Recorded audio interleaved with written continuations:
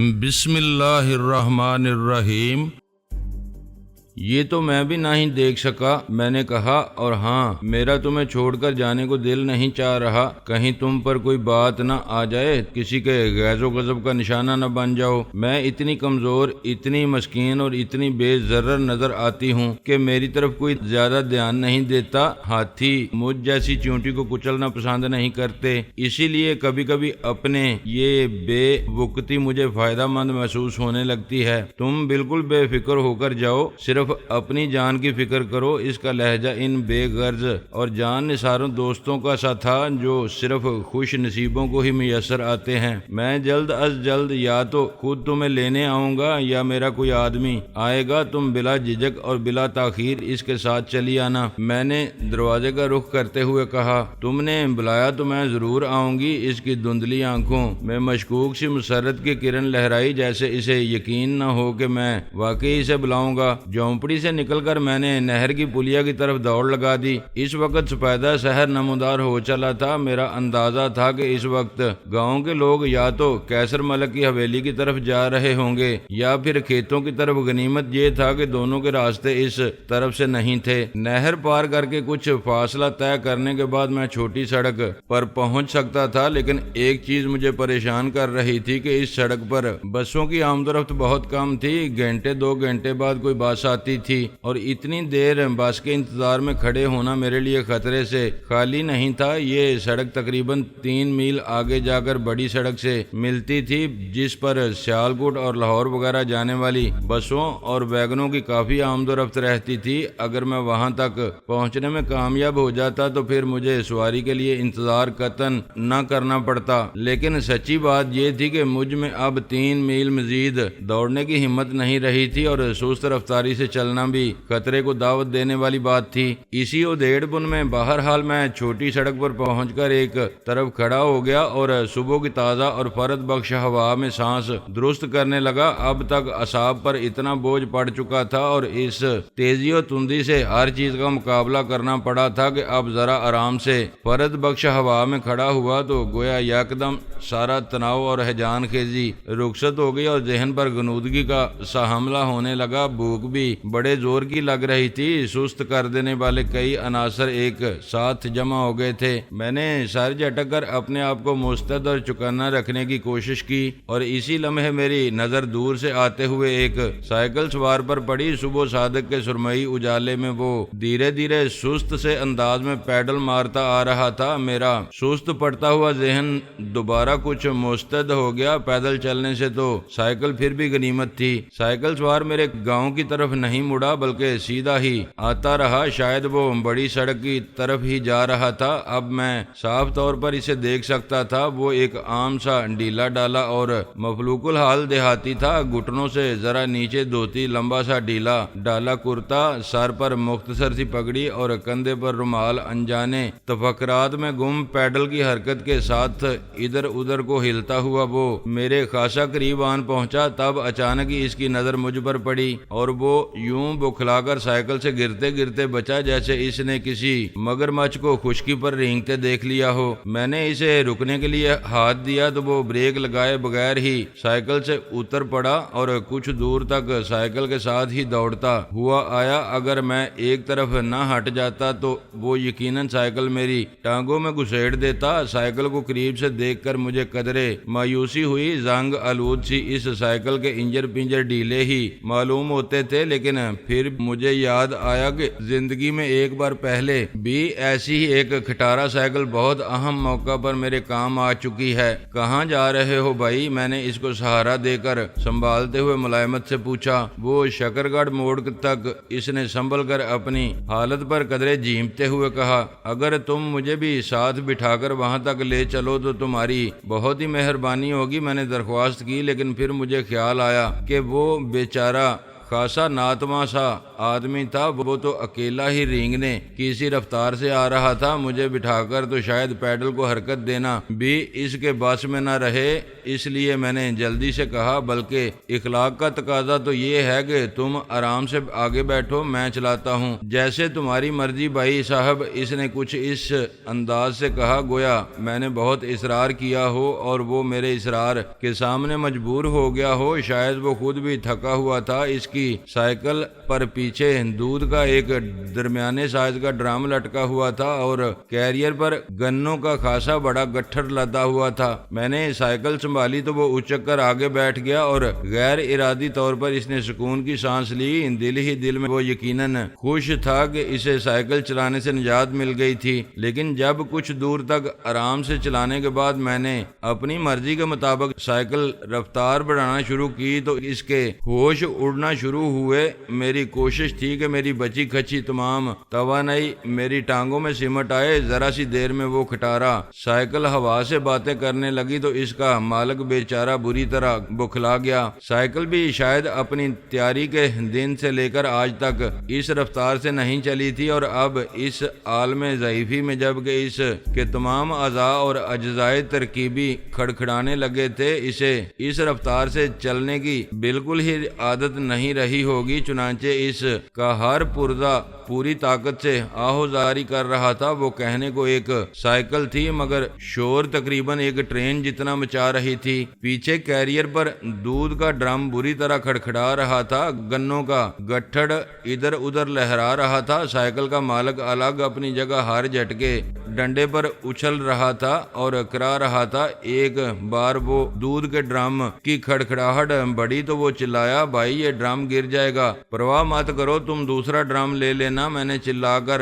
اسے تسلی دی، بلکہ ایسے 4 ڈرم لے لینا۔ اسی لمحے ڈرم کیریئر کے حکم سے نکلا اور لڑکتا ہوا کہیں چلا گیا۔ میں یہ دیکھنے کے لیے رکنے کو ہرگز تیار نہیں تھا کہ وہ کدھر گیا ہے۔ سائیکل والا بے معنی سے انداز میں ہا ہو کر کے رہ گیا۔ مزید تھوڑی دور جانے کے بعد گنوں کے گٹھے نے ہم کو الوداع کہا اور اتحاد و اتفاق کی تمام روایتوں کو توڑتے ہوئے ایک ایک گنا الگ الگ ہو کر سڑک پر بکھر گیا۔ میں نے مڑ کر صرف ایک نظر اس کی طرف دیکھا اور سائیکل کی رفتار میں کوئی فرق نہ آنے دیا۔ دیہاتی درد بھرے انداز میں چلایا، بھائی میرے گنے چھوڑو یار گنوں کو۔ میں نے بے آواز بلند کہا، تم گنڈیریوں کی پوری ریڑھی خرید لینا، بلکہ چاہو تو چینی کی بوری خرید لینا۔ اسی لمحے ہوا کی تیزی کی وجہ سے اس کی مختصر اور ڈالی پگڑی اڑ گئی اور وہ یکدم اسے پکڑنے کی کوشش کرتے ہوئے گرتے بچا۔ میں نے اس کے دائیں بائیں اپنے بازوؤں کا ہلکا کچھ تنگ کرتے ہوئے کہا، آرام سے بیٹھو یار، اگر تم ڈنڈے سے پھسل پڑے تو مجھے بھی مرواؤ گے، اگر تم اتنی تیز چلاؤ گے تو ہم ویسے بھی ضرور مارے جائیں گے۔ وہ خوفزدہ لہجے میں بولا، خدا کے لیے آہستہ چلاؤ، مجھے چوٹ لگ رہی ہے۔ آدمی کے دل پر چوٹ نہیں لگنی چاہیے، باقی سب چوٹوں کا علاج ہو جاتا ہے۔ میں نے گویا اسے تسلی دی اور سائیکل کی وہی رفتار برقرار رکھی۔ میں سائیکل سے موٹر سائیکل کا کام لینے کی کوشش کر رہا تھا۔ میں تو تمہیں سائیکل پر بٹھا کر پچھتا رہا ہوں، وہ شخص کہے بغیر نہ رہ سکا، لیکن جب میں تمہاری سائیکل سے اتروں گا تو تمہارے سارے پچھتاوے دور ہو جائیں گے۔ میں نے ایک بار پھر اس کا دل بڑھانے کی کوشش کی۔ آخر کار وہ مقام نظر آ گیا جہاں یہ چھوٹی سڑک بڑی سڑک سے مل رہی تھی، لیکن اس سہ راہے پر بھی اس وقت رونق نظر نہیں آ رہی تھی۔ صبح کے آثار کچھ اور واضح ہو چکے تھے۔ میں نے سہ راہے سے کچھ پہلے ہی سائیکل بصدے کوشش روک لی، بصدے کوشش اس لیے کہ اس میں دیگر کئی چیزوں کی طرح بریک بھی گئے گزرے ہی تھے، اور جس رفتار پر میں نے انہیں استعمال کیا تھا اس کے بعد تو وہ شاید آئندہ استعمال کے قابل ہی نہیں رہے ہوں گے۔ سائیکل سے اترنے کے بعد میں نے دیکھا وہ شخص رو دینے کے قریب تھا۔ اس میں یقیناً اتنی ہمت بھی نہیں تھی کہ اپنے نقصان پر وہ میرا گریبان ہی پکڑ لیتا۔ اس کی ایک وجہ تو یہ تھی کہ اس اور میری صحت میں زمین آسمان کا فرق تھا، اور دوسری وجہ یہ تھی کہ میرا گریبان پہلے ہی پھٹ چکا تھا۔ قمیض کے 2-3 بلائی بٹن بھی غائب تھے، کوٹ کی آستینیں کندھوں پر سے تقریباً علیحدہ ہی ہو چکی تھیں، ہر چیز مٹی میں لتھڑی ہوئی تھی۔ سائیکل والا حسرت بھری نظر سے پیچھے اسی طرف دیکھ رہا تھا جدھر سے ہم آئے تھے۔ میرے جانے جانے کے بعد وہ غالباً اس راہ پر واپس جانے کا ارادہ رکھتا تھا تاکہ اگر اس کا بکھرا ہوا اثاثہ یا اس کی کچھ باقیات دستیاب ہو سکے تو سمیٹ کر لا سکے۔ میرا پہلے ہی ارادہ تھا اس کے نقصان کی تلافی کی ضرور کوشش کروں گا۔ میں نے جیب میں ہاتھ ڈالا لیکن جیب کسی اجڑے ہوئے مکان کی طرح سائیں سائیں کر رہی تھی، اس میں تو پھوٹی کوڑی تک نہیں تھی۔ میرا پرس نہ جانے کب اور کہاں گر چکا تھا، ظاہر ہے اسے گرنا ہی تھا۔ جن مراحل سے میں گزر چکا تھا ان میں تو یہی غنیمت تھا کہ میرے جسم کا کوئی حصہ علیحدہ ہو کر کہیں نہیں گرا تھا۔ ایک لمحے کے لیے تو میں ہاتھ جیب سے نکال ہی نہ سکا، شرمندہ سا اپنی جگہ کھڑا رہ گیا، جبکہ سائیکل والا برا سا منہ بنائے میری طرف دیکھ رہا تھا۔ میں نے دل ہی دل میں یہ شکر ادا کرتے ہوئے جیب سے ہاتھ نکال لیا کہ میں اپنے پرس میں رقم کے علاوہ کوئی اہم چیز نہیں رکھتا تھا۔ سائیکل والے نے میرا ہاتھ جیب سے خالی باہر آتے دیکھا تو اس کے چہرے پر قدرے مایوسی جھلک آئی۔ دفعتاً میری نظر اپنی کلائی کی گھڑی اور ہیرے کی انگوٹھی پر پڑی۔ گھڑی کو دیکھ کر تو مجھے بجا طور پر حیرت ہوئی، معلوم نہیں کس طرح وہ میری کلائی سے لپٹی رہ گئی تھی۔ یہ ایک چھوٹا سا معجزہ ہی تھا۔ اس کی چین سونے کی تھی، انگوٹھی میں چھوٹا سا ہیرا لگا ہوا تھا، اس لیے وہ بھی خاصی بیش قیمت تھی۔ میں نے انگوٹھی نکال کر سائیکل والے کی طرف بڑھاتے ہوئے کہا، لو یار، اسے بیچ کر اپنا نقصان پورا کر لینا، خالص سونے کی ہے اور اس میں ہیرا لگا ہوا ہے۔ اس نے کھوئے کھوئے سے انداز میں انگوٹھی لے لی اور پھر بے یقینی سے میری طرف دیکھا۔ پہلے تو شاید اسے یہ یقین نہیں آیا تھا کہ میں ہیرے کی انگوٹھی کا مالک ہو سکتا ہوں، تاہم میرا سرتاپا جائزہ لینے کے بعد غالباً اس نے میرے حق میں فیصلہ دے دیا، لیکن اب شاید اسے اس بارے میں شک پیدا ہو گیا تھا کہ میں انگوٹھی واقعی اسے دے رہا ہوں۔ کیا واقعی یہ میں لے لوں؟ اس نے تصدیق چاہی۔ اس کی آواز میں ہلکی سی لرزش آ گئی تھی اور وہ انگوٹھی کو الٹ پلٹ کر دیکھے جا رہا تھا۔ ہاں یار، واقعی تم لے لو، تم نے مجھ پر احسان کیا اور میں نے الٹا تمہارا نقصان کیا۔ میرے پاس نقد تو کوئی روپیہ پیسہ نہیں، اس لیے یہ ایک حقیر سی چیز تمہاری خدمت میں پیش کر رہا ہوں کہ تمہارا نقصان پورا ہو سکے اور میں بھی اپنی نظروں میں سرخرو ہو سکوں۔ میں نے خوش دلی سے کہا، ساتھ ہی میں بڑی سڑک کی طرف دیکھ رہا تھا لیکن ابھی کسی بس کی آمد کے آثار نہیں تھے۔ اس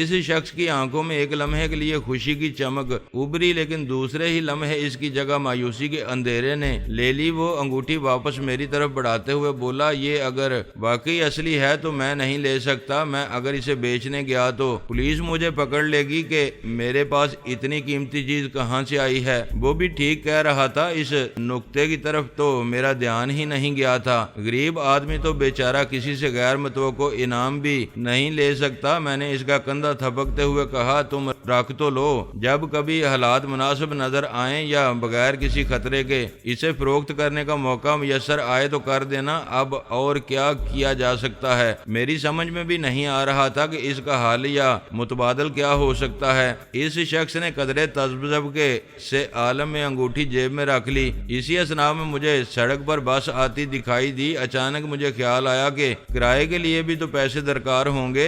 اب میں کنڈکٹر سے تو نہیں کہہ سکتا تھا کہ بھائی میں ذرا گاؤں کی سیر کو آیا تھا اور یہاں میری جیب کٹ گئی، اور نہ ہی میں اسے اپنی اصلی داستان غم سنا سکتا تھا۔ میں نے بے اختیار اس دیہاتی سے کہا، یار کچھ پیسے ہوں گے تمہارے پاس؟ اس کی آنکھیں پھٹی کی پھٹی رہ گئیں۔ شاید اسے مجھ سے اس بے تکلفی کی توقع نہیں تھی، خصوصاً کچھ اس کے ساتھ جو ہو چکا تھا۔ اس کے بعد تو پیسوں کی فرمائش کرنا اس کے زخموں پر نمک چھڑکنے کے مترادف تھا، لیکن پھر شاید اس نے انگوٹھی کے حوالے سے یہ سوچا کہ میں نے اس کے نقصان کی تلافی کی کوشش تو کی تھی۔ تب اس نے جیب میں ہاتھ ڈال کر 1 روپے کا مڑا توڑا اور میلا سا نوٹ اور ایک چونی نکالی۔ قدرے شرمندہ سے لہجے میں وہ بولا، میرے پاس تو یہی رقم ہے جناب۔ اس رقم سے یقیناً مجھے کوئی خاص فائدہ نہیں پہنچ سکتا تھا۔ لاہور کا کرایہ اتنا کم تو نہیں ہو سکتا تھا۔ میں نے اس کو نہ لینا ہی بہتر سمجھا اور ایک بار پھر دوستانہ انداز میں اس کا کندھا تھپکتے ہوئے کہا، بہت شکریہ میرے یار، اس سے کام نہیں چلے گا، اسے تم ہی رکھو، تمہارے تو کسی نہ کسی کام آ ہی جائیں گے، یہ پیسے رب رکھا۔ میں سڑک کی طرف دوڑ پڑا۔ صبح کا اجالا چونکہ ابھی صحیح طور پر نہیں پھیلا تھا، اس لیے بس کی ہیڈ لائٹس روشن تھیں۔ سٹاپ پر چونکہ اور کوئی نہیں تھا، اس لیے میں نے سڑک کے تقریباً درمیان میں ہی پہنچ کر ہاتھ ہلانا شروع کر دیا کہ کہیں ڈرائیور مجھے نظر انداز کرتے ہوئے نہ گزر جائے۔ بس کھڑکھڑاتی ہوئی ایک طرف کو ہو کر رک رک گئی، حالانکہ وہ لمبے روٹ پر چلنے والی بسوں میں سے ایک تھی، لیکن اس کا حلیہ کچھ مجھ سے ملتا جلتا ہی تھا۔ عجیب خستہ حالی سی تاری تھی اس پر۔ میں بے تابی سے بس میں سوار ہو گیا اور وہ جھرجھری سی لے کر آگے روانہ ہو گئی۔ بس کے اندر دیے کی طرح ٹمٹماتی ہوئی سی ایک بتی روشن تھی۔ یہ دیکھ کر مجھے خوشی ہوئی کہ اس میں مسافر چند ایک ہی تھے، اور وہ بھی اپنی اپنی سیٹوں پر بیٹھے اونگ رہے تھے اور ایک دوسرے پر لڑک رہے تھے۔ ایک آدھ مسافر کے علاوہ کسی نے میری طرف توجہ نہیں دی۔ میں نے پوری طرح سکڑتے سمٹتے ہوئے یہی کوشش کی کہ ان کی نظروں میں بھی زیادہ مشکوک نہ ٹھہروں اور وہ میرے جگہ جگہ سے ادھرے ہوئے لباس کو نہ دیکھ سکیں۔ میں نے سب سے پچھلی سیٹ پر نیم تاریکی میں کونے میں بیٹھ کر سکون کی سانس لی۔ کنڈکٹر ڈرائیور کے پاس بیٹھا بہت دھیمی آواز میں باتیں کر رہا تھا۔ وہ سگریٹوں کے کش لگا رہے تھے اور چٹکی بجا کر راکھ جاڑ رہے تھے۔ کنڈکٹر ترچھا بیٹھا تھا۔ کبھی کبھی وہ معنی خیز انداز میں مسکرا کر اپنی مونچھوں پر تاؤ دینے لگتا۔ پھر اس نے غالباً بادل نخواستہ گفتگو کا سلسلہ کچھ دیر کے لیے منقطع کیا اور فرائض منصبی کی ادائیگی کے لیے اٹھ کھڑا ہوا۔ پیسوں کے تھیلے میں ہاتھ ڈالے وہ میرے قریب آیا اور پیشہ ورانہ مخصوص لہجے میں بولا، ٹکٹ بھائی صاحب۔ میں نے اسے اپنی طرف جھکنے کا اشارہ کیا۔ مجھ سے اگلی کئی سیٹوں پر کوئی نہیں تھا، اس کے باوجود میں نے اس سے سرگوشی میں بات کرنا ہی بہتر سمجھا۔ بس پورے زور و شور سے کھڑکھڑاتی ہوئی اب خاصی تیز رفتاری سے منزل کی طرف رواں تھی۔ کنڈکٹر قدرے ہچکچاہٹ اور کچھ حیرت کے ساتھ میری طرف جھکا تو میں نے نہایت دھیمے لہجے میں کہا، برادر عزیز، پیسہ دیلا میرے پاس کوئی نہیں ہے اور میرا لاہور پہنچنا ضروری ہے۔ میں کسی چکر میں پھنس گیا تھا، میرا سب کچھ گر گیا ہے۔ یہ گھڑی میرے پاس رہ گئی ہے، یہ تم رکھ لو، اس کی چین سونے کی ہے اور کافی قیمتی گھڑی ہے۔ 8-10 روپے کرایہ کے بدلے میں یہ بری تو نہیں، اونے پونے بھی بیچو گے تو 8-10 ہزار میں بک جائے گی، کیا خیال ہے؟ ایک لمحے کے لیے تو وہ بالکل خاموش اور اسی طرح جھکا رہ گیا۔ الفاظ کا مطلب گویا بہت آہستگی سے اس پر واضح ہوا۔ اس نے میری آنکھوں میں جھانکا اور ایک طویل سانس لی۔ اصل افسوس اسے گویا کرایہ نہ ملنے کا نہیں بلکہ کوئی اہم بات ادھوری چھوڑ کر اٹھ کر آنے کا تھا۔ اس کی نظریں کہہ رہی تھیں، اگر مجھے معلوم ہوتا تو میں یہ چند قدم کا فاصلہ طے کرنے کی زحمت ہی نہ کرتا۔ میں نے گھڑی اتار کر اس کی طرف بڑھا دی تھی اور یہ اطمینان کر لیا تھا کہ کوئی مڑ کر ہماری طرف نہیں دیکھ رہا۔ کنڈکٹر نے ایک لمحے کچھ سوچا، پھر نرمی سے میرا ہاتھ گھڑی سمیت پیچھے کرتے ہوئے بولا، کوئی بات نہیں بھائی صاحب، کرایہ نہیں ہے تو کیا ہوا، اور 10-20 کی ضرورت ہے تو ہم سے لے لو، اتنی قیمتی چیز ہم کو کیوں دے رہے ہو؟ ہم کنڈکٹر ہے، کوئی ڈاکو تو نہیں۔ اس کی آواز کھردری لیکن اس کے لہجے میں خلاف توقع ملائمت تھی۔ اس کا رویہ بھی میری توقع کے برعکس تھا، ورنہ جو کچھ میں نے اس مخلوق کے بارے میں سنا تھا اور بچپن یا لڑکپن کے جو تجربات تھے، ان سے تو یہی معلوم ہوتا تھا کہ کرائے میں 2-4 آنے کم ہونے پر بھی یہ لوگ مسافروں کی اچھی خاصی بے عزتی کر دیتے تھے، لیکن بات پھر وہی آ جاتی ہے، ہر لائن میں ہر طرح کے لوگ ہوتے ہیں۔ وہ ڈھیلے ڈالے سے انداز میں چلتا ہوا واپس ڈرائیور کے پاس جا بیٹھا اور وہ دونوں ایک بار پھر سر جوڑ کر باتوں میں مصروف ہو گئے۔ تاہم کنڈکٹر کبھی کبھار مڑ کر میری طرف دیکھ لیتا تھا، لیکن یہ مجھے یقین تھا کہ اس نے ڈرائیور کو میرے بارے میں نہیں بتایا تھا۔ میں دل ہی دل میں اس شخص کا بے حد شکر گزار تھا۔ بات بظاہر کچھ بھی نہیں تھی، لیکن در حقیقت اس شخص نے میرا بہت بڑا مسئلہ حل کیا تھا۔ حالات کا کچھ پتہ نہیں ہوتا، بعض اوقات صرف 5-10 روپے کی وجہ سے انسان کتنی مشکل میں پھنس جاتا ہے۔ اس کا صحیح معنوں میں اندازہ مجھے آج ہوا تھا۔ میں اس پوزیشن میں بھی نہیں تھا کہ کنڈکٹر یا ڈرائیور کو مار پیٹ کر یا کسی اور طریقے سے مجبور کر سکتا کہ وہ مجھے بس میں سفر کرنے دیتے، اور اس سڑک سے بس کے علاوہ کوئی اور سواری میسر آنی مشکل تھی۔ سفر بخیر و عافیت ہی گزر گیا۔ دن چڑھے تک تو یہ عالم ہو گیا تھا کہ بس گویا سڑک کے کنارے نظر آنے والے ہر درخت اور ہر جھاڑی کے پاس رکتی ہوئی جا رہی تھی، کیونکہ ہر درخت اور جھاڑی کے پاس کوئی نہ کوئی مسافر گٹھڑی پوٹلی یا ٹرنک اٹھائے کھڑا ہوتا تھا۔ یہ لوگوں کے اپنے ہی مقرر کردہ بس اسٹاپ تھے۔ 10 بجے تک تو یہ عالم ہو گیا کہ بس تو مجھے کہیں نظر ہی نہیں آ رہی تھی۔ دائیں بائیں اوپر نیچے بس مسافر ہی مسافر تھے۔ میں کھڑکی کے پاس بیٹھا تھا، لیکن کھڑکی سے باہر دیکھنے سے قاصر تھا۔ میں اس وقت اپنے آپ کو دوسرے بہت سے تربوزوں کے انبار تلے دبا ہوا ایک تربوز محسوس کر رہا تھا۔ موسم حالانکہ سردیوں سردیوں ہی کا تھا، لیکن بس کے اندر موسم تبدیل ہو چکا تھا۔ یہاں تو اچھی خاصی گرمیاں آ گئی تھیں، اندر گو کے تل دھرنے کی جگہ نہیں رہی تھی، لیکن بس ڈگمگاتی ڈولتی اب بھی جگہ جگہ رکتی جا رہی تھی، اور ہر جگہ کنڈکٹر یہی آواز لگا رہا تھا، اندر تے آؤ پاجی، بڑی جگہ ہے، دل ایچ جگہ ہونی چاہیے۔ میں اسے دیکھ نہیں پا رہا تھا، لیکن اندازہ ہو رہا تھا کہ وہ